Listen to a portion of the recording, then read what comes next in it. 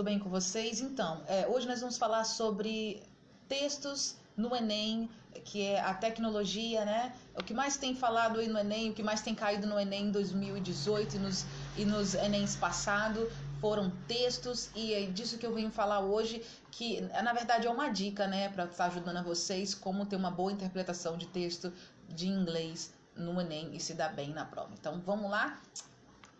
Então, pessoal, Então, são 5 dicas que eu preparei para vocês. 5 dicas. Encontre um texto para treinar, né? Você precisa treinar a sua interpretação.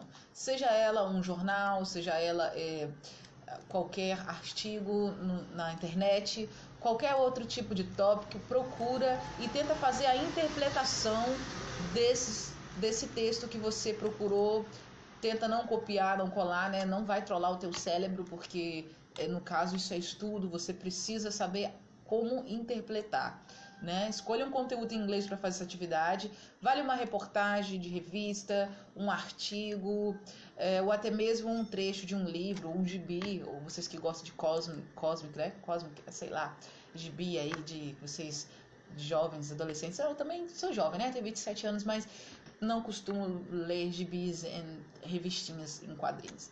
Mas vocês que gostam, procura, tem muitos em inglês aí para baixar. É muito legal que... Olha só, essa técnica é muito legal, que se chama skimming. Você pode observar bastante nos gibis, porque nos gibis você olha os textos, mas também você vê as ações das pessoas. Muitas das vezes isso cai também no Enem. Como assim cai no Enem? Sim, cai no Enem. Você tem aquela bolinha aquela bolinha de diálogo que tem sempre do lado dos textos ou das tirinhas, e você consegue, através da observação, da técnica de observar o texto, descobrir mais ou menos do que aquele texto está se tratando, do que o texto está se falando, através das bolinhas de diálogo, das tirinhas. Você vai conseguir interpretar o texto. Legal? Legal. Então, tem a outra dica, que é fazer uma leitura rápida, que é a técnica de scanning and skimming, que é não esqueça os detalhes, passe os olhos rapidamente por todo o conteúdo para tentar capturar a sua ideia principal. É o que eu disse. Muitas das pessoas param de ler o texto, né, logo no primeiro parágrafo, encontram uma palavra que não conhecia. Sim, muitas das vezes a gente não conhece algumas palavras, então nós temos que fazer aquilo que a gente sempre faz no inglês quando estamos começando a estudar, que é pegar pelo contexto, pegar pelo...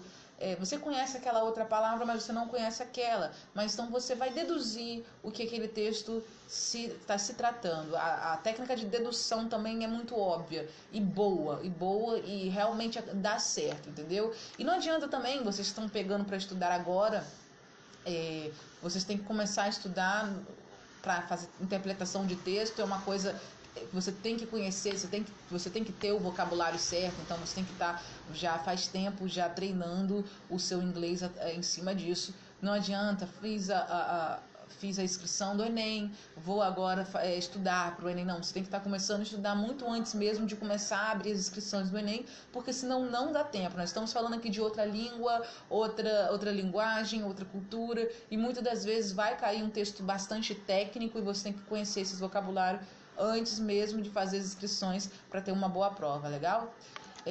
Número 3, releia prestando atenção nos detalhes. Skimming and scanning. Scanning, você vai prestar atenção nos detalhes do texto.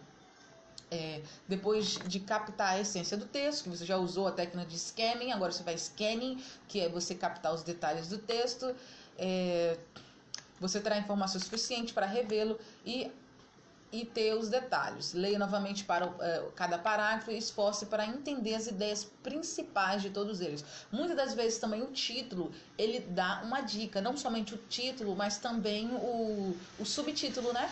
Que é o que vem embaixo ali. Vocês têm algumas palavrinhas-chave, você consegue fazer uma boa interpretação com algumas palavras-chave que você vai vendo durante o texto.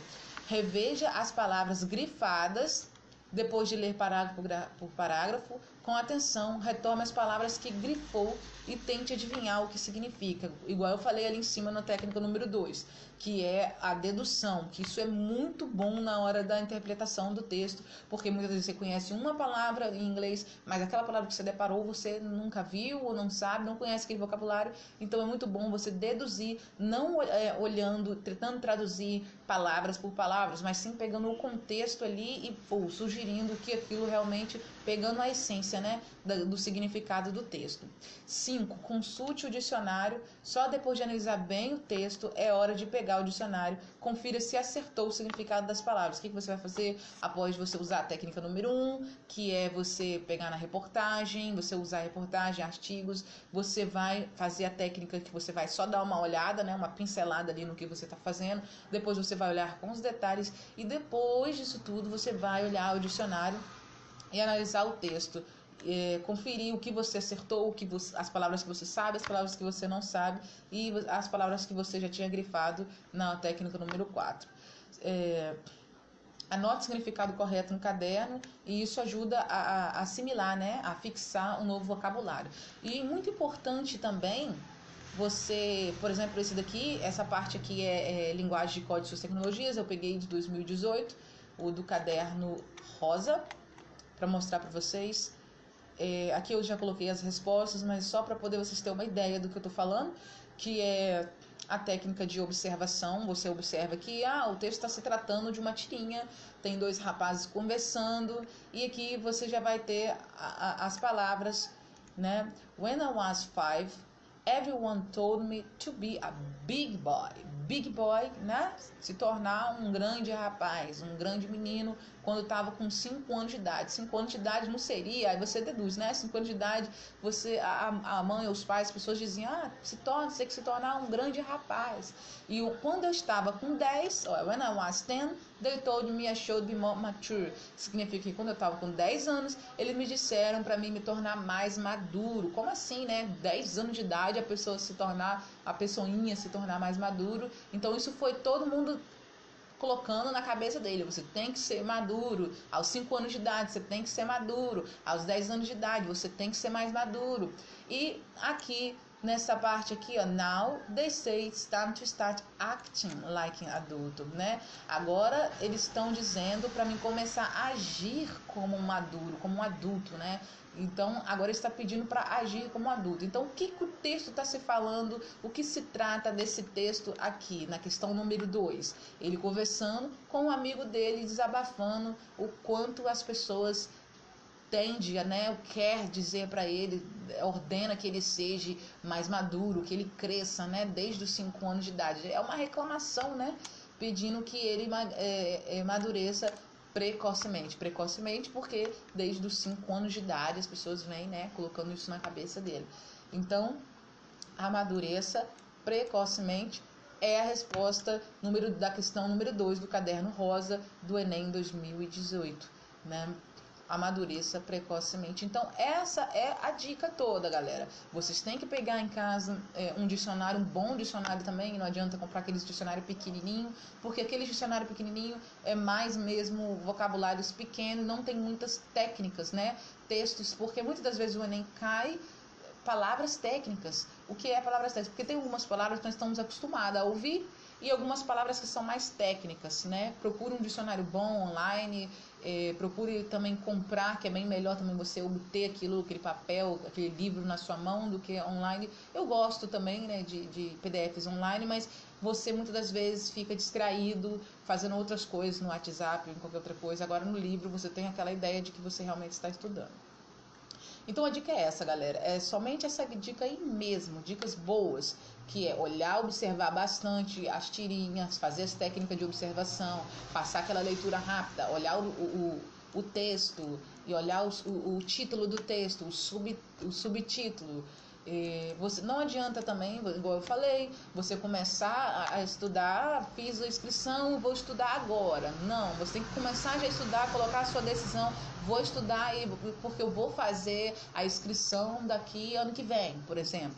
Você já vai estudando em cima de textos e textos de interpretações para o Enem 2020. E aí vai, galera, porque não adianta, nós estamos falando de uma língua, né? As pessoas ficam desesperadas, escolhem o espanhol e muitas das vezes acabam até no sufoco, né? Se sufocando, porque às vezes o espanhol é muito mais difícil, na minha opinião, e sei que algumas pessoas também dizem isso, porque por ser palavras parecidas com na linguagem portuguesa, confundem muito e acabam tendo uma prova muito ruim e achando que teria uma prova legal porque as palavras são parecidas com o português. Mas, gente, a gramática é diferente, também é outra cultura, também é outros vocabulários. Não se enganem, espanhol não é o mesmo que português. Eu já disse isso até em inglês para o pessoal que estuda de fora, porque acha que o inglês, não, o português, nossa linguagem portuguesa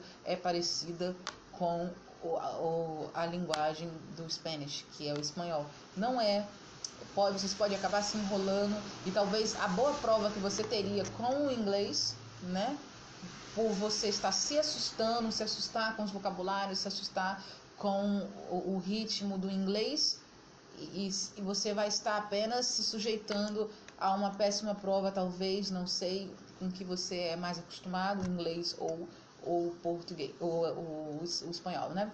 Mas a minha dica é, tenta ir no inglês, vai pelo inglês, porque nós temos muitas palavras aqui, assim que vocês não sabem, nós temos muitas palavras parecidas também com o inglês, que vem do latim. Tem muitas palavras que são os cognatos falsos e os cognatos não falsos, que são palavras parecidas com o nosso português, e muitas das vezes a gente se enrola também no inglês por esse fato, que também pode acontecer com o espanhol. Então não se engana, espanhol não é igual ao português. Já vi casos de alunos fazerem a prova do Enem e falar que escolheu o espanhol e depois olhou no caderninho que sabia a resposta, que seria muito mais fácil se tivesse escolhido o inglês. Então, é uma boa dica aí, escolhe o inglês, que é a melhor forma, não é difícil. A interpretação pode olhar pelas dicas, vocês podem ter dicas através das fontes, que as fontes são muito necessárias, você fazer a observação das fontes, o texto, os subtextos, e você tem que estar também acostumado com vocabulários técnicos. Vocabulários técnicos, o que são vocabulários técnicos? São vocabulários que não é um vocabulário cotidiano, é um vocabulário que muitas das vezes parece que vem para confundir a gente, né? Vem para nos confundir muitas das vezes no Enem, porque as palavras são meio que nem nativo na realidade usam. São palavras complicadas, palavras que mas tem no dicionário. Então é bom vocês dar uma lida no dicionário, pegam um dicionário bom. Vou deixar aqui, se vocês quiserem, esse texto aqui para download no final dessa pequena explicação. Esse vídeo foi mesmo uma dica para vocês que estão fazendo agora, que vão fazer o Enem. Não é para poder, eu vou ensinar e vou aprender a interpretação de texto. Não, é igual ao português. Você tem que saber, conhecer a linguagem para fazer uma boa interpretação, porque não vai adiantar você, não sei nada de inglês, vou fazer o Enem. Gente, pelo amor de Deus, vocês vão pro chutômetro. E igual eu falei, tenho falado aqui com algumas pessoas que muitas das vezes eu já ouvi em alguns canais, que alguns canais têm falado, eu pesquisei sobre isso, alguns canais falam sobre, se você acertar no inglês algumas palavras difíceis, se você acertar algumas palavras fáceis no inglês e você acertar algumas difíceis, vai ser contabilizado como se você fez o chutômetro, né? Como se fez aquela regra do chutômetro, porque como que você acertou as palavras difíceis e você errou as palavras fáceis. Então é bem melhor, bem mais prático vocês estudarem muito antes de começar as inscrições do Enem, muito antes do que você começar na correria, porque é uma língua, é tudo muito complicado e a interpretação de texto é muito observação. Vocês têm que mais observar as tirinhas, as bolinhas de diálogo, as fontes do texto, que são esses daqui, ó. Tô grifando aqui para vocês verem o que são as fontes do texto, que é da onde que retirou aquela informação, da onde que o texto foi, e estudar também poemas, que é os poemas de inglês, que é o que mais tem caído também.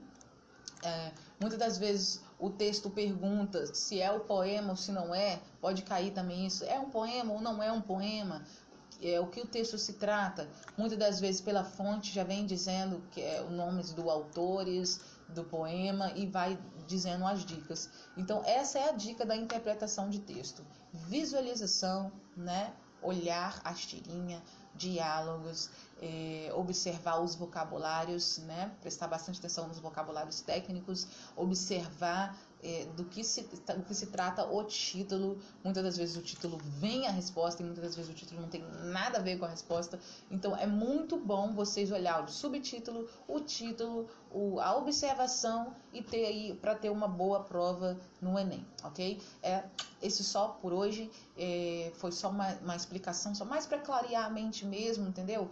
Porque a interpretação não tem outros meios de interpretar se você não estudar vocabulário, se você não souber do que se trata, do que você está lendo. E não se assuste com o inglês, porque o inglês não é um bicho de 7 cabeças, não é uma coisa difícil. Talvez você quer ir para o espanhol, não vai para o espanhol, fica no inglês, que o inglês é excelente. É uma coisa que já vem dando para vocês, se vocês observar o texto com bastante cautela, vem dando para vocês informações aí legal, para vocês terem uma ideia do que o texto está se tratando, beleza?